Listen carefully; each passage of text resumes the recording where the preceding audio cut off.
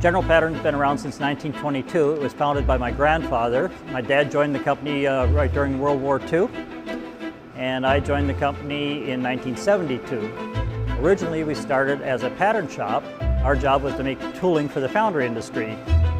Today, General Pattern is involved with a variety of plastic forming technologies, and we pride ourselves on being able to take our customers from the earliest design concepts and prototyping needs all the way through to production and assembly operations. The HP, it's a game changer when it comes to the speed at which this machine can turn out plastic parts.